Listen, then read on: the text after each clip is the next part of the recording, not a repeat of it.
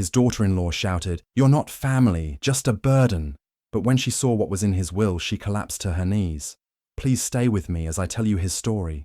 And please don't forget to support our channel by subscribing, liking, and sharing with your loved ones. He was an old man who had given everything for his only son. He worked day and night, sold his house, and spent his savings just to give the boy a better life. When his wife passed away, he moved in with his son and daughter-in-law, thinking he would live the rest of his days in peace, close to the only family he had left. But things didn't go as he hoped. His daughter-in-law was never kind to him. She would complain about little things, make rude comments, and treat him like a stranger in his own son's house. He kept quiet, thinking things would get better. His son never spoke up. Maybe he was too afraid, or maybe he just didn't care anymore. One evening during dinner, his grandson spilled some water.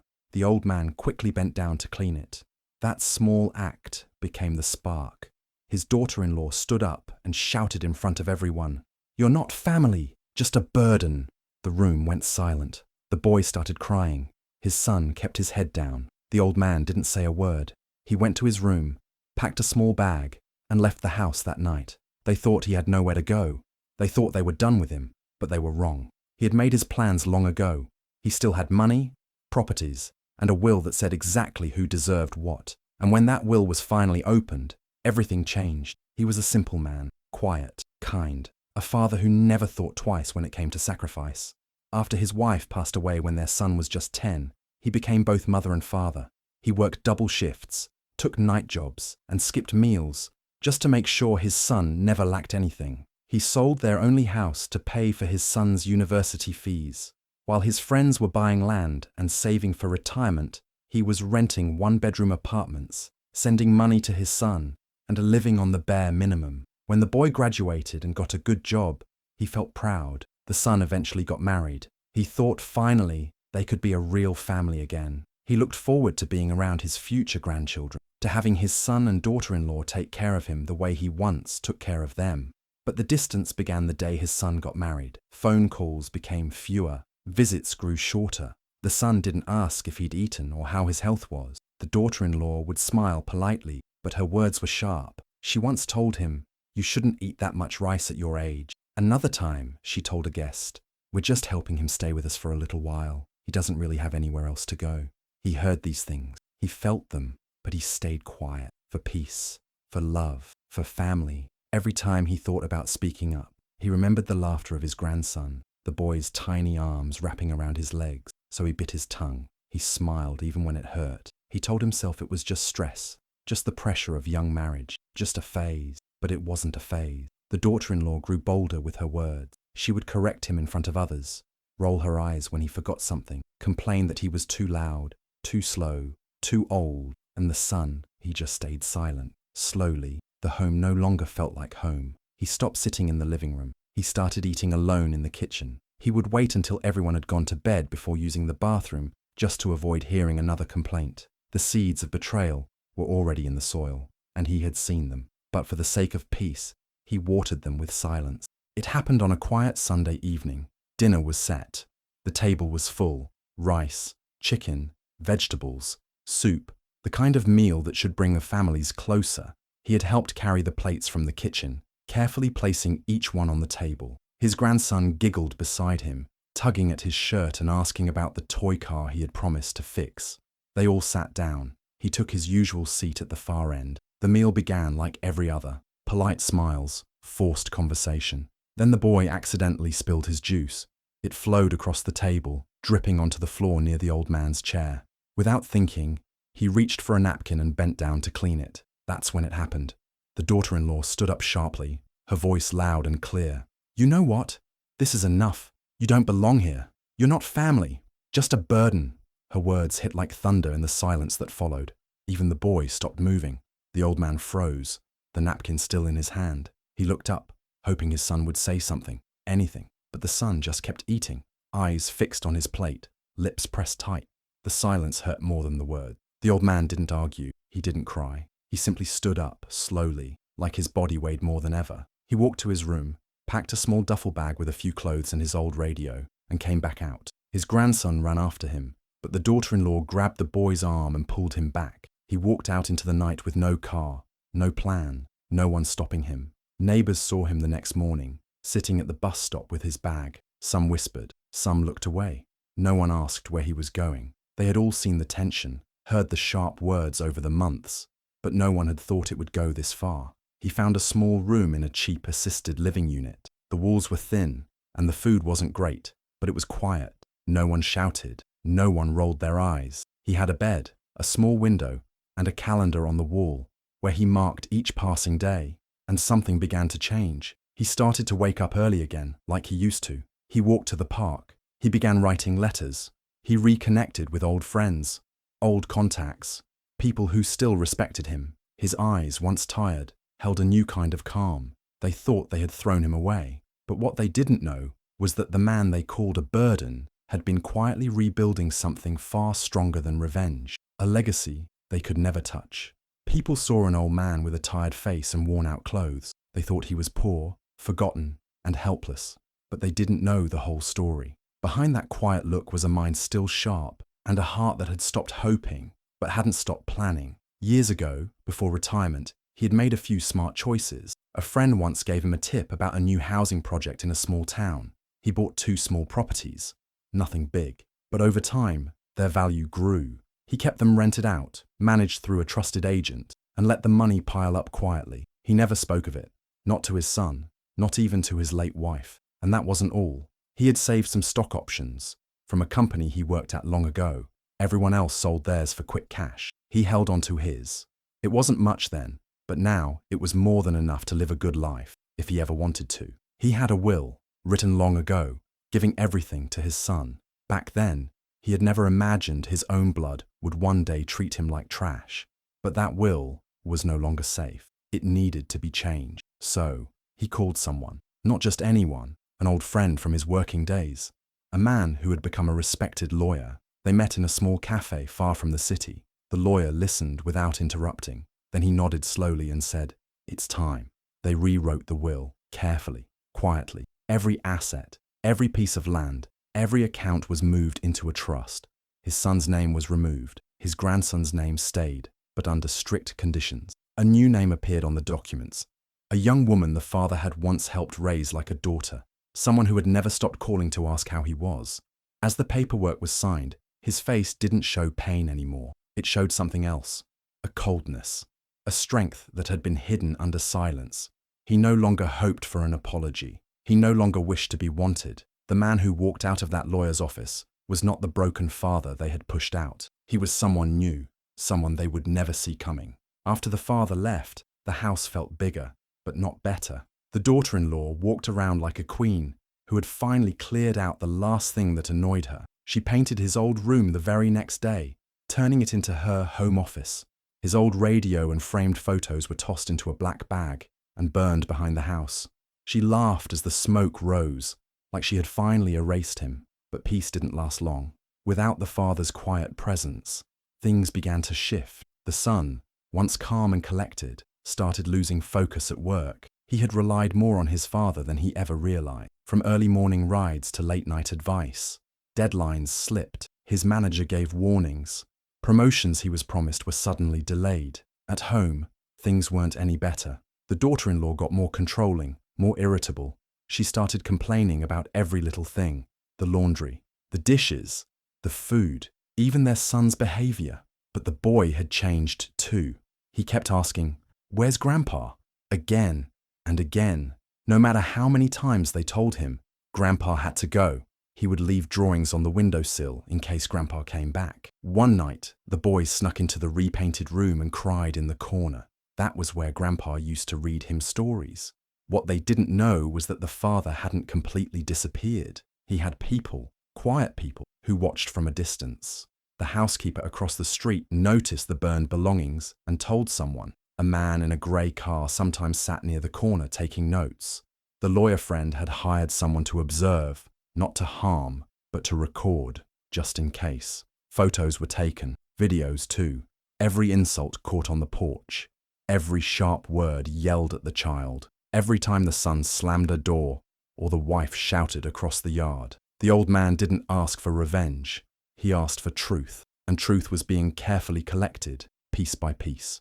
They had gotten rid of the man they called a burden, but without him, the cracks in their home grew deeper every day. And soon, those cracks would open into something they could no longer hide from, not even themselves. Walter sat alone in his small room at the retirement home, quietly staring at the window. Outside, the world moved on like nothing had happened. Inside, it was his birthday, but no one from his own family remembered. No card, no phone call, not even a message from his son. The same son he raised alone after his wife died. The same son he gave everything to. He looked at the picture on his nightstand, a much younger Walter holding a baby boy with pride in his eyes. It felt like a different lifetime. Now, the boy was a man with a wife who saw Walter as nothing but a burden, and a child who probably didn't even remember his face. Later that day, Walter slowly made his way to the dining room. He expected another quiet lunch, but when he walked in, the room suddenly filled with clapping. Balloons floated above the table, and a simple chocolate cake sat in the center with flickering candles. The nurses and fellow residents had planned a surprise. One of the younger staff, Jenny, gave him a handmade card signed by everyone. Walter smiled, deeply touched. These people, strangers until recently, remembered what his own family had forgotten. For the first time in months, he felt warmth in his chest.